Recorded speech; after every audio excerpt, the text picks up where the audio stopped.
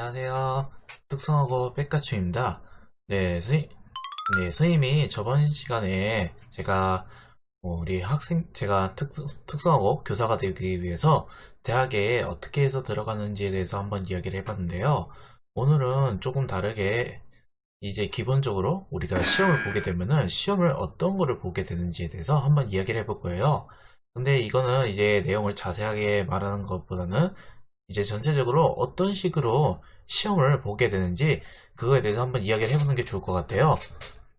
먼저 우리가 시험을 보게 되면은 당연히 겨울쯤에 임용고시라고 해가지고 이제 교사들을 뽑기 위해서 보는 필기시험이 있어요. 네, 그래서 그 필기시험을 먼저 보고 나서 그 필기시험에서 합격된 사람들을 대상으로 이제 2차 시험을 보게 되는데 2차 시험에서는 이제 면접이랑 실기랑 또 마지막으로 수업 실험 같은 거를 보게 돼요. 그렇게 해가지고 그것까지 세 가지를 모두 채점을 해서 1차 거랑 모두 합해서 최종 점수가 제일 높은 쪽이 당연히 합격할 수 있겠죠? 근데 지금 이렇게 이야기를 들으면은 어떤 내용을 구체적으로 뭘 보게 되는지 잘 모를 수도 있어요. 그래서 선생님이 이제 그 교육청에 나와 있는 자료들을 바탕으로 해가지고 우리 시험을 어떤 식으로 보게 되는지에 대해서 한번 이야기해 보도록 할게요. 자, 그러면은 우리가 이제 특성화고 교사가 되기 위해서 어떤 식으로 시험을 보게 되는지 한번 이야기를 해볼게요. 원래대로라면은 자료들이 엄청 많은데 그 자료들을 모두 훑어보기가 좀 힘들기 때문에 그 중에서 이제 간략하게 전체적인 흐름에 대해서 한번 이야기를 해볼게요. 자, 이거는 이제 선생님이 작년에 임용고시 시험을 보기 위해서 이제 시험을 봤던 내용들에 대한 건데요. 먼저 첫 번째로 여기를 보게 되면은 자, 여기 우리가 맨 처음에 1차 시험을 본다고 했죠? 1차 시험을 보게 되는데 자, 1차 시험에서는 이제 크게 세 가지로 잠깐 조금만 더 확대해 볼까요? 자, 이제 첫 번째로 교육학을 보게 되고 두 번째는 전공 그리고 또 전공 B가 있는데 전공 A하고 B는 말 그대로 전공을 가지고 1교시 그리고 2교시 이렇게 두 가지로 나눴다고 보면 돼요. 그래서 보는 내용들은 사실 비슷하긴 한데 1교시에서는 정확히는 이제 단답형들이 주로 많고 그리고 뒤에 2교시에 가서는 이제 서술형이 대부분 많은 것이라고 생각하면 돼요. 이것에 대해서 문제 전체적인 구성에 대해서는 자세한 거는 교육청에 들어가서 임용고시 관련된 자료들이 있어요. 네, 그쪽에서 한번 확인해 보시면은 이제 우리 학생들이 나중에 시험을 준비하는 데 있어서 도움이 되겠죠? 자, 그 다음에 위에 아래쪽에 이제 2차 시험 같은 경우에는 실기를 먼저 저 같은 경우에는 실기를 받고 그다음에 이제 면접을 보고 나서 수업 실현을 보게 되는데 수업 실현도 그냥 이거 말하는 것만 끝나는 것이 아니라 보다시피 이제 교수학습 이제 지도안 쓰는 방법도 해야 되고 수업 실현까지 다 해야지만 이 세 가지를 모두 통틀어 가지고 점수를 매겨 가지고 이게 지역마다 이게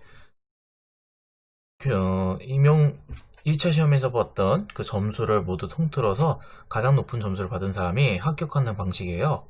근데 이 시험 방식도 지금 이거는 어디까지나 서울에서 봤을 때 그 시험 방식이기 때문에 인천이라든가 뭐 강원도라든가 또는 경기도 이런 쪽에 대해서는 시험 보는 방식이 다 달라요. 그렇기 때문에 자기가 보고 싶은 지역이 있다면은 그 지역으로 들어가 가지고 그 지역에 있는 교육청에 들어가 가지고 거기 시험에 보는데 필요한 것들이 어떤 건지 정확하게 파악할 필요 있겠죠? 자, 그러면은 이제 우리가 시험에서 어떤 거를 공부해야 되는지 한번 이야기를 해볼 건데요. 아까 전에 선생님이 이제 시험을 보기 위해서는 크게 교육학 시험을 봐야 되고, 그 다음에 전공 A와 전공 B가 있는데, 일단 이렇게 전공을 아예 하나로 통틀어서 봐볼게요. 근데 전공을 공부할 때도 그냥 일반 전공만 딱 공부를 해야 되는 것이 아니라, 일단 첫 번째로 전기에 관련된 전공은 일단 무조건 있어야 되지만, 두 번째로 공업교육이라는 게 있어요. 공업교육은 이제 얼핏 보면은 교육학 내용이랑 좀 비슷한 내용들이 많은데 여기서는 이제 실습장에서 사용하는 사용할 때 유의해야 되죠. 그리고 실기 교육을 할 때 우리가 유의해야 되는 점, 그리고 산학협력. 이제 우리가 이제 공업계 얘들을 가르치는 것이기 때문에 얘들 또 특성화고 얘들이 이제 도제반, 특히 도제반 얘들이라든가 비도제반 친구들이 이제 회사에 들어가가지고 또 교육을 받는 게 있는데, 그거를 이제 어떤 식으로 해야지 그 학생들에게 보다 안전하게 그 활동을 하면서 교육을 받을 수 있는지, 그거에 대해서도 약간 몇 가지 내용들이 나와 있어요. 그래서 지금 보면은 일반 교육학에서 이러한 내용들이 또 추가로 들어갔기 때문에 일반 교육학 문제하고 공업교육에 나오는 문제들하고는 좀 많이 다르다고 생각하면 돼요. 하지만 일단 교육학을 좀 알고 있어야지 나머지 이 세 가지를 또 이해하는 데도 도움이 될 수 있기 때문에 교육학 공부를 그렇게 소홀히 해서는 안 된다고 생각해요. 자, 그리고 이제 뒤에 내용 가보면은 이제 여기 평가 연형이 평가 내용 요소가 있어요. 이거는 이제 교육평가원이라고 한번 검색을 해보면은 거기에 이제 교육평가원 거기에 이런 자료들이 많이 나와 있기 때문에 그걸 참고해서 한번 내가 어떤 공부를 해야 되는지 한번 확인해 보면 되고요. 자, 이제 첫 번째로 이제 공업교육론 이게 있는데, 공업교육론은 지금 보다시피 아까 선생님이 말했던 내용들이 좀 있죠. 여기 직업진로도 빠져 있긴 한데 어쨌든 이 내용도 지금 어, 공부를 해놔야지 나중에 시험을 보는데도 갑자기 이 문제가 나와버려도 당하지 않고 바로 풀어볼 수도 있어요. 자, 그리고 공업교육 말고 뒤에서는 이제 전기에 관련된 내용들로 여기 전기 일반에 관련된 내용, 그리고 회로 이론, 그 뒤로 가게 되면은 전자기학도 나오고 전기기기, 그리고 제어공학도 있고, 뒤에 가서는 전력공학이랑 전력전자공학, 그리고 전기설미 및 법규, 또 뒤에 가서는 전자공학도 조금 나와요. 저도 전자공학 이거 시험 봤을 때 아마 이거 BJT 부분이었나? 이거 BJT하고 여기 다이오드 문제 이런 것들이 좀 나왔던 것 같아요. 이것도 어떤 문제가 나왔는지는 이제 평가원에 들어가면은 작년에 시험 봤던 시험지들을 1차 것만 확인할 수 있기 때문에 거기 가서 직접 확인해 보면 됩니다. 자, 그렇게 해가지고 여기까지 지금 선생님이 말해준 여기까지가 지금 우리가 전기 쪽으로 시험을 보게 된다. 그러면은 전기 쪽으로 어떤 거를 공부해야 되는지 한번 이제 내용들을 파악할 수 있어요. 그렇기 때문에 공부를 하기 앞서서 내가 어떤 거를 봐야 되는지 전체적으로 한번 훑어보고 나중에 또 평가원에 가가지고 이전에 시험 봤던 전기 관련된 문제들을 한번 확인해 보면서 우리가 시험에서 어떤 식으로 내용이 문제가 나올 수 있고, 그리고 이런 문제들이 나왔을 때 어떤 방법으로 문제를 풀어나가야 되는지에 대해서 한번 공부를 해볼 필요가 있을 것 같아요. 자, 그렇게 해가지고 1차에서 이제 임용 시험을 보게 되면은 이게 크게 20점, 교육학 같은 경우에는 20점이 있고 20점 만점이고, 그리고 전공이 80점 만점이에요. 그래가지고 이제 여기도 꽈락을 하면 안 되는데, 꽈락 조건이 20점 만점에서 여기서는 8점 이상, 그리고 전공은 이제 80점 만점에서 32점을 해가지고 두 개도 다 통틀어서 40점 이상이 돼야지만 이제 꽈락을 면할 수 있어요. 아무리 내가 여기 전공 점수가 막 72점이 나왔는데 교육학 점수가 6점이다. 그러면 일단은 점수가 높은 편이긴 하지만 일단은 교육학 점수가 꽈락 점수보다 낮기 때문에 이때는 아예 불합격 처리가 되는 겁니다. 그렇기 때문에 교육학이랑 전공 공부를 둘 다 소홀히 하면 안 되겠죠? 그렇게 해가지고 이제 이 시험을 준비를 해가지고 만약 내가 1.5배속, 제가 시험 봤던 서울 같은 경우에는 원래 인원에서 1.5배수의 인원을 1차 합격자로 뽑아요. 그래가지고 1.5배수 이거 합격자가 되면은 이제 본격적으로 이제 2차 준비를 하게 되는데, 2차는 아까 선생님이 크게 세 가지의 시험을 본다고 했죠. 세 가지 시험을 다시 한번 이야기를 해보면은, 먼저 첫 번째로 면접이 있고, 두 번째는 수업실은 있어요. 그리고 세 번째로는 지금 우리가 얘기할 시기에 관련된 이야기가 있는데, 어떤 한 분이 이거 배선 작업에 관련된 내용도 있나요? 라고 하는데, 이거는 2차 시험 이제 공지에 보면은 더 자세하게 나와 있어요. 여기 보다시피 이제 2차에 관련된 설명, 전기만 가져서 봐보면은, 먼저 첫 번째로 전기기기 제작. 제가 시험을 봤을 때는 이제 변압기 제작이라고 해가지고 아마 특성화고 몇몇 학교에서 이런 건 해봤을 거예요. 이렇게 변압기 조그만한 걸 만드는 거 해가지고 보빈에다가 이제 코일을 막 감아가지고 두 개가 나오는 변압기를 만들게 되면은 그걸로 이제 직접 입력하고 출력 나오게 하는 막 그런 문제들이 있었는데, 그게 이제 여기 변압기 제작 문제로 나왔었고, 그 다음에 두 번째로는 이제 전기 제어판 및 배관 배선하는 게 있는데, 여기서도 이제 정전기 제반 제작 그리고 배관 배선 이렇게 해가지고 우리가 이제 전기 기능사를 공부하던 내용이랑 좀 비슷한 내용들이 많기 때문에 그걸 기반으로 해서 좀 공부를 했다면은 이 시험을 보는데도 문제는 없을 거예요. 그래가지고 여기에 소요 시간이 이제 2시간이 있고 4시간이 있는 것을 확인할 수 있기 때문에 이제 시험을 어떤 식으로 보게 되는지 이제 2차 여기에 들어가면 좀 확인할 수 있겠죠. 하지만 여기서는 좀 다른 점이 있다면은 1차에서는 그 시험 문제를 공개를 해요. 근데 2차 같은 경우에는 시험 문제를 공개하지 않아요. 그렇기 때문에 이거에 대한 정보는 그렇게 많지도 않고, 그리고 설령 있다고 해도 그때그때 바뀌는 내용에 대해서 갑자기 이상한 문제가 아예 딴판인 문제가 나올 수도 있기 때문에 약간 이거는 변별력이 생각보다 많은 것 같아요. 제가 이거 시험을 봤을 때도 이거 변압기 제작이라는 것도 좀 너무 예상 밖의 문제였고, 전동기 제어반 및 배관 문제도 조금 예상 밖의 문제들이 나왔어요. 뭐랄까, 이게 전체적으로 이제 학생들에게 직접 가르치는 데 연관이 되는 문제들이 나와 있기 때문에 아마 좀 당황스러운 문제가 나오지 않았을까라는 생각이 들었어요. 그래도 다행히 제가 변압기 제작을 하는데, 다른 분의, 이제 제가 한번 인터넷에서 변압기 제작하는 방법에 대해서 따로 찾아보고 그걸 한번 재료를 직접 한번 모아가지고 조립해보기도 했고, 그리고 전동기 제어반은 학원에서 따로 가르치는 게 있어서 거기서도 한번 연습을 해봤고, 제가 따로 또 그림을 그리면서도 연습해봐가지고 나름 어려움은 없었던 것 같아요.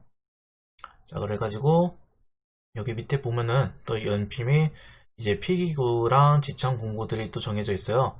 이거를 이제 가져가야지만 되고, 만약 안 가져가면은 공정성 때문에 웬만해서는 안 빌려주는 경우가 많아요.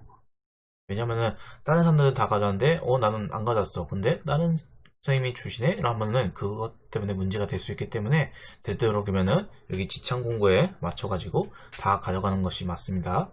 그리고 여기 또 시험장 교육 이제 준비물 거기서 따로 준비해 주는 거랑 응시자 유의사항, 기타 사항 이런 내용들이 다 있기 때문에 이거는 이제 나중에 우리 학생들이 시험을 볼 때 딱 그 공지사항에 이 내용들이 다 있어요. 그때그때 한번 확인해 보면서 시험을 준비하면 될 것 같아요. 일단 2차에 대해서는 이런 내용들에 대해서 이야기를 했지만 무엇보다 2차 시험을 보기 앞서서 1차를 합격하는 게 우선이겠죠? 자, 그러면은 이제 여기까지 이제 1차하고 2차에 대해서 스님이 간단하게 이야기를 해봤는데요. 여기 일단 스님이 지금 이제 아직 시기적으로는 1차를 안 봤잖아요. 그렇기 때문에 지금으로서는 1차하고 2차 준비를 좀 확실히 2차를 지금 바로 준비할 필요는 없고 1차를 좀 많이 준비를 해야 될 거예요. 1차를 준비하려면은 아까 전에 교육학 공부도 해야 되고 전공도 이제 공업교육도 공부해야 되지, 이제 또 전공도 공부를 해야 된다고 했죠. 근데 그 전공에서도 아까 내부에 보면은 막 회로 이론 관련된 내용이 있었고 전자기학도 있었고 전자회로도 있었고 엄청 내용들이 많은 것을 확인할 수 있어요. 물론 이거 말고도 다른 과목들도 공부해야 되는 내용들이 엄청 많기는 하지만 우리가 일단은 만약 시험을 보게 되는 것이 전기다. 그럼 거기에 맞춰서 내가 어떤 내용을 공부해야 되는지 한번 다 찾아보고 거기에 맞춰서 딱 공부를 해보는 게 좋겠죠. 근데 지금 스님이 그때 공부를 했을 때도 가장 기본적인 것은 꼭 공부를 했었어요. 기본적인 거 회로하고 전자기하고 일단 이거를 제일 넘버원으로 잡아서 공부를 했고, 여기 또 제어공학 있죠? 제어공학도 웬만해서는 간단하게 나오기 때문에 이것도 좀 공부를 해볼 필요가 있어요. 물론 작년에 보는 시험은 좀 어렵기는 했지만 사실 그것도 연습을 좀 했으면은 그렇게 어려운 문제는 아니었다고 생각해요. 그 다음에 전자회로도 있기는 있었는데 이것도 좀 기본적인 부분을 주로 중점으로 봤으면 좋겠어요. 뒤에 가서는 좀 복잡한 내용들이 많기 때문에 그것까지 좀 훑어보기가 힘들다면은 일단 전자회로에서 기본적으로 나오는 내용들을 좀 간단하게 훑어볼 필요는 있을 것 같고, 그리고 전기기기가 좀 많이 나왔어요. 전기기기가 이제 우리 이제 딱 전기에 맞는 사람을 뽑기 위해서 맞는 내용을 딱 이렇게 좀 어렵게 나왔고, 전력도 좀 어렵게 나왔기 때문에 이것도 일단 여기가 기초가 딱 잡힌 상태에서 됐다 그러면 이제 이 두 가지를 좀 집중적으로 공부하면은 아마 이명을 준비하는 데도 도움이 될 거예요. 그리고 공업교 같은 경우에도 아무래도 이때 같은 경우에는 좀 전체적으로 문제 형식이 딱 바뀌던 때다 보니까 사람들이 좀 많이 헷갈려 하던 것 같더라고요. 그래서 이때는 일단은 우리가 시험을 볼 때 필요한 내용들을 한번 좀 다 훑어보면서 복습을 해봐야 될 것 같고, 이게 시험이 확실히 어떻게 나온다고 보장은 할 수 없어요. 그런데 제가 이때 시험을 봤을 때는 이제 딱 그 전공 이제 2015 개정 교육과정이 딱 이제 본격적으로 실시되려고 할 때이기 때문에 이것에 대해서 총론, 강론 이런 게 딱 있었어요. 근데 총론, 강론에 대해서 약간 변동된 사항에 대해서 문제를 딱 낸 적이 있기 때문에 이거 총론, 강론도 시간이 된다면은 한 일주일에 한두 시간 정도 해가지고 이거 딱 훑어보는 것도 좋을 것 같아요. 이거 공부하는 거 이렇게 해가지고 이제 교육학이랑 공업격이랑 전공을 이렇게 딱 봐가지고 이제 2차 시험에서 우리가 원하는 점수도 나오고, 그리고 이제 1.5배수에 딱 들어가게 된다면은 이제 바로 2차 시험을 준비할 수 있겠죠. 자, 여기까지 이제 선생님이 이제 임용고시 시험을 보기 위해서 우리가 어떤 방식으로 시험을 보게 되는지 한번 이야기를 해봤어요. 아마 이야기를 들으면은 좀 많이 어려운 내용들이 있을 거예요. 하지만 원래 임용고시라는 것 자체가 이제 학생들을 가르치기 가장 적합한 교사를 뽑는 거잖아요. 근데 그런 교사들을 뽑는 데 있어서 우리가 전공 지식이 모자라다든가 또는 이제 학생들에 대한 이해가 좀 많이 없다면은 거기 이제 나중에 교사가 되고 나서도 학생들하고 그리고 다른 선생님들하고 같이 일을 하는 데 있어서 좀 많이 어려움이 있을 거예요. 그렇기 때문에 지금 우리가 이제 임용고시 준비하는 거는 이제 이런 좋은 교사가 되기 위한 첫걸음이라고 생각하면서 공부를 열심히 했으면 좋겠어요. 이제 여기까지 이제 임용고시 시험에 관련돼서 이야기를 했고, 다음에 우리 스님이 한번 내용을 훑어보고 우리 어떤 내용을 또 소개시켜 줄지도 생각을 해볼게요. 만약 좀 임용 준비나 이제 여기 전기 관련해 가지고 좀 궁금한 게 있다면은 한번 의견을 주면은 그거를 좀 참고를 해 가지고 다음 내용도 준비를 해보도록 할게요. 자, 그럼 오늘 영상은 여기까지 찍도록 하겠습니다. 자, 모두 즐거운 하루 내일 이제 또 월요일이죠? 월요일날 또 즐거운 하루가 되길 응원할게요. 자, 우리 학생들 화이팅!